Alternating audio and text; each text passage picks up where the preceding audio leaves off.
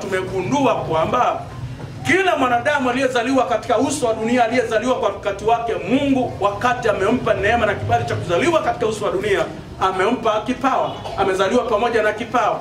Kwa hiyo wengi pasipo kujua wameendelea kuishi wakiwa na vipawa, na vipawa hivyo tukasema kwamba vipawa hivyo ndio vimebebana na hatima ya mtu. Vipawa hivyo ndio vimebebana na mafanikio ya mtu. Vipawa hivyo vinavyokuwa ndani ya mtu vinatakiwa vichochewe. Mtu atambue kipawa chake na akichochee. Na unapokichochea kifanyie kazi vizuri kipawa chako. Na ukigundua kipawa chako yamkini kinaonekana watu wanakishangaa na kina nguvu, na watu wanakishangaa kina baraka, kinang'aa. Yani usiwe na tabia ya kuwa na kiburi, majivuno. Tabia za kiburi, majivuno imesababisha vile vipawa hivyo kuingia kutu, vipawa hivyo kufarakana na neema ya Mungu, vipawa hivyo kuwa butu, vipawa hivyo kutokufanya kazi kama vilivyokusudiwa. Kwa hiyo ili tufanikiwe katika vipawa ambavyo Mungu ameweka ndani yetu, tukasema kwamba uchoche kipawa chako, tumika na kipawa chako. Utambue kipawa chako, tumika na kipawa chako.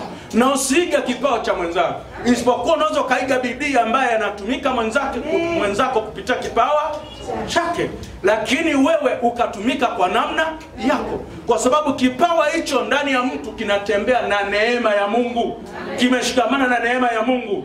Na vipawa hivyo tukasema mtu hawezi kununua dukani. Kipawa tukasema ni gift, zawadi ambayo Mungu amempa mtu ndani yake. Haleluya. Na baba yake au mama yake hajanunua. Kipawa baba yako hajakununulia wala mama yako hajakinunua ili akupe wewe. Isipokuwa kipawa Mungu amekupa ndani hapo, ukiwa kwenye tumbo la mama yako unazaliwa na kipawa.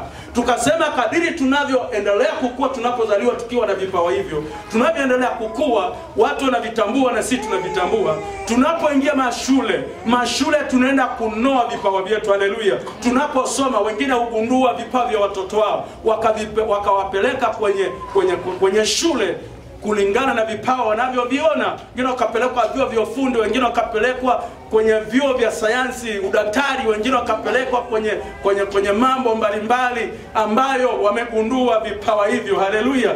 Hasa ninataka nikwambie kwamba leo tulifundisha semina hiyo, watu wamegundua na wameelewa. Tukasema kwamba ni muhimu ugundue kipawa chako. Na ni muhimu ugundue kipawa chako. Na watu wasigombanie kufanyia kazi kipawa cha mtu mmoja. Wakiona mtu mmoja ni mpishi na akawa hodari na akapika vizuri, watu wakakimbilia mgahawa wake au hoteli yake, kantini yake.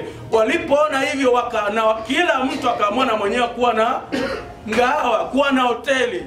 Sasa mwenzako ni kipawa chake. Mwingine akasema ameanzisha duka. Sasa atakapoanzisha duka ni kipawa chake, Mungu amempa kipawa chake kuuza kitu fulani. Wewe unaiga una neema hiyo, unashindwa. Nasema ndio maana wengi wanasema nilijaribu nimeshindwa. Hiyo nilijaribu nimeshindwa. Hukujaribu ukashindwa, isipokuwa uliiga kama mwenzako anavyofanya, sio kazi yako, sio kipawa chako. Haleluya. Ndio maana tukasema ugundue, Mungu akupe neema, utambue kipawa chako. Sababu kipawa kilicho ndani yako kinatembea na neema ya Mungu. Kipawa hicho kimekamatana na akili yako, kinatia nguvu akili yako, kinaleta mafunuo kwenye akili yako, kinaleta ubunifu kwenye akili yako. Haleluya. Wakati wenzako hawaoni namna ya kufanya mahali waliko au mazingira waliko, lakini kipawa hicho kinaongea. Haleluya. Kipawa kina nguvu ya kumuongelesha mtu. Kinafundisha akili ya mtu. Kinaelekeza mikono ya mtu namna ya kufanya. Kinaelekeza miguu ya mtu namna ya kwenda. Haleluya. Kinaelekeza namna ya kuongea. Sasa hivi mimi hapa naongea kwa kipawa. Kipawa kilicho ndani yangu kinanielekeza namna, ninatumika namna. Na pia kwa sababu nina neema hiyo nilionayo inayotembea na kipawa, ninaweza nikafanya vitu vikubwa. Wewe ukitaka kuniiga, utaniiga kama wewe, lakini mimi nilivyotenda asubuhi mchana nitatenda tofauti. Kipawa hicho kinaniwezesha na kinanipa mafunuo na kinanipa ubunifu kwa namna sio kawaida. Na kipawa hicho kinatembea na neema ya Mungu, na kipawa hicho kinatembea na upako, yani kimeshikamana na nguvu za Mungu. Haleluya. Na tukasema kwamba ukishikamana na Mungu katika kipawa chako kitaenda vizuri. Na wengi pia walipojigundua una vipawa vizuri na wakajigundua na wakaanza maringo, wakaanza majivuno. Kwa hiyo vipawa walivyo navyo, kwa sababu hawakugundua ni Mungu aliyewapa na kumpa Mungu nafasi yake na kutambua uwepo wa Mungu katika vipawa hivyo, kwa hiyo walipoacha kumheshimu Mungu kwa vipawa hivyo, kumhitaji Mungu awasaidie kwa vipawa hivyo, kwa hiyo tumeona kwamba adui anaweza kateka kipawa chako. Adui akiteka kipawa chako anakuteka na wewe pia. Adui akiteka mtu kipawa chake anateka na yeye. Na ndio maana wengi unaweza kushangaa wana vipaji vikubwa na vipawa vikubwa, lakini maisha walionayo hayalingani na vipawa hivyo. Kwa hiyo Mungu anapokupa kipawa, mheshimu Mungu kwa kipawa chako. Heshimu Mungu kwa kipawa chako. Nyenyekea kwa Mungu kwa kipawa chako. Na tukasema kwamba kipawa anza kukizoeza unapokuwa nyumbani kwenu, unapokuwa kazini, unapokuwa shuleni, unapokuwa nyumba ya ibada. Na mahali popote unapokuwa, jizoeze kufanyia kazi kile kilicho ndani yako. Alafu jizoeze kujitolea. Haleluya. Kujitolea, yani tunaposema kujitolea maana yake yani ujitoe, kujizoeza, yani kipawa hicho ujizoeze kiende mbali zaidi, kifanye kazi. Unapojitolea watu watakiona. Haleluya. Yani huwa ni nafasi nzuri watu wagundue kipawa chako. Ndio maana wengine wanapoanza jambo fulani, wengine hupenda kuwasaidia watu. Nitakusaidia tu. Anaposema nitakusaidia tu, mtu anasaidiwa anaenda, lakini anapoenda nani amekushonea nguo, amempa bendo, fulani imenisaidia tu. Lakini utakaporudi baada ya wiki mbili hata kusaidia tena. Sasa kwa sababu amekutengeneza kitu kizuri, inabidi ufanye nini? Mlipe. Haleluya. Lakini mwanzo mtu amepiga, kuna mtu mmoja alifungua hoteli yake kubwa, akawa na mara ya kwanza kauza kwa bei ndogo sana. Wiki nzima, kwenda wiki ya pili akapandisha kidogo. Lakini watu libidi wakimilia sana. Mwanzoni alikuwa anawaonyesha watu kutambulisha kipawa chake. Haleluya. Alikuwa anatambulisha kipawa chake. Lakini baada watu kutambua, akasema hapa tutoki. Kwa hiyo wakati mwingine jizoeze kutambulisha kipawa chako. Jizoeze kutambulisha kipawa chako.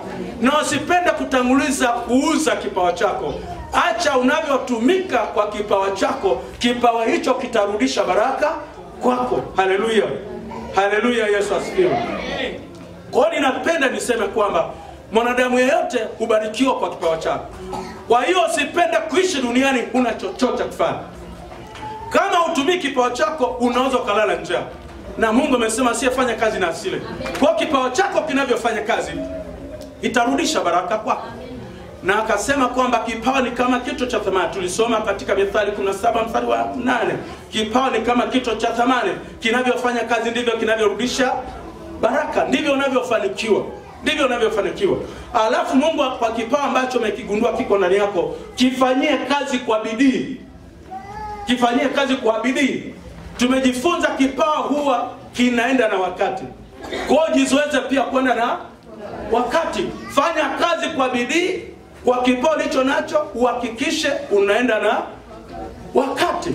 Haleluya. Useme si kipawa changu bwana, mimi naweza nikafungua ofisi yangu saa yoyote.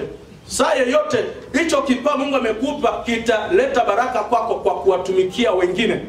Kwa kipawa ulicho nacho kitatumika kwa watu wengine ili kirudisha baraka kwako. Kwa hiyo hicho kipawa kikuajiri. Kitambue hicho kipawa ni ajira yako. Kwa hiyo natakiwa ukiheshimu, ujiheshimu, uwe na nidhamu kwa kipawa ulicho nacho. Wengine wamekuwa na vipawa lakini hawana nidhamu, hawana utii. Kipawa lazima kibebwe na mtu. Ndio maana tunasema kuandaliwa. Mtu aliandaliwa, watumishi waliandaliwa, vijana waliandaliwa, mabinti wavulana waliandaliwa, wakubwa kwa wadogo waliandaliwa. Unaweza kuwa na kipawa kama hujaandaliwa, unaweza kukuta una kitu cha thamani lakini hujui kukibeba, hujui kutumika nacho. Lakini kipawa ulicho nacho ujue kutumika nacho. Alafu ujue kwamba mahali ambapo umeconnect kipawa chako. Amen. Haleluya. Haleluya. Madhabahu ya Mungu hii tunaitumikia. Ndio maana leo tumesema tunaenda kuwa na maombi maalum kwa ajili ya vipawa vyetu. Na kwamba nguvu inayo support vipawa vyetu, nguvu inayo support maisha yetu ni Mungu katika Yesu Kristo Bwana. Kwa hiyo hatuwezi kwenda kinyume. Mungu ndio aliyetupa vipawa na Mungu ndio neema yake itatuwezesha kutenda kazi na vipawa vyetu. Kwa hiyo sharti tuhakikishe kwamba tunavyofanya kazi na vipawa vyetu tuheshimu madhabahu ya Mungu. Tumheshimu Mungu. Tuheshimu watumishi wa Mungu, wanatufundisha, wanatuelekeza. Hapa naongea sasa hivi, naongea na watu wafanyabiashara, naongea na watu walimu, naongea na watu madaktari, manesi, naongea na watu wengine wenye mahoteli, naongea na watu wengine wakulima, wengine wafugaji, wengine wavuvi, naongea na watu wengine wa aina zote, kwa sababu kila mtu ana kipawa chake. Kwa ninapokufundisha hapa, Mungu ananitumia kukufundisha, kukuelekeza, kukuandaa kufanya vitu vikubwa. Na katika madhabahu yake Mungu anaachilia anointing, anaachilia pako ili uinuke kipawa chako. Haleluya. Alafu yale ambayo wakati mwingine adui anaweza akakudhibiti, adui katengeneza mbinu, mipango, mikakati ya kudhibiti kipawa chako, lakini kwa nguvu inayotenda kazi katika madhabahu yake, adui anapotaka kuleta haribifu anakemewa katika jina la Yesu. Anakemewa na nguvu inayotenda kazi katika madhabahu ya Mungu, nguvu ambayo umeshikamana nayo, unayotumika nayo. Kwa hiyo kipawa chako shikamanisha na madhabahu ya Mungu katika jina la Yesu aliye Bwana. Na wengine kwa kutokujua elimu hii, kwa kutokuwa na ufunuo wa haya mambo katika mambo ya kiroho, wakati mwingine vipawa vyao vimeshikamanishwa na nguvu za giza. Wengine wanafanya biashara zao, unakuta wana mairizi ndani yao. Na unapokuwa na mairizi kwenye biashara yako, unapokuwa na mairizi ukiwa dereva, unapokuwa na mairizi ukiwa mfanya biashara, unapokuwa na mairizi ukiwa unafanya kazi yote ile, ukitegemea irizi ile itakusaidia. Wengine tumekutana wana mairizi. Kuna kijana mmoja, kuna mtu mmoja alifukuzwa kazi. Alipofukuzwa kazi, yule kijana akaenda kwenye ile ofisi kwenda kuanza kazi, akaenda kuta madro yamejaa mairizi, yamejaa vitu vya aina mbalimbali. Kila akigusa mafaili pembeni ya mafaili fulani kuna mairizi. Akigusa kuna vinyoya vya ajabu ajabu. Kuna hasa mtu kama yule unategemea kipawa Mungu amekupa, akili Mungu amekupa, uzima Mungu amekupa, alafu unategemea majini yaongoze akili yako, majini yaongoze kazi yako. Ndio maana unakuta madereva wanategemea akili zao wamepinduliwa na mapepo hayo kwenye unapokuwa safarini. Pinduliwa na mapepo hayo.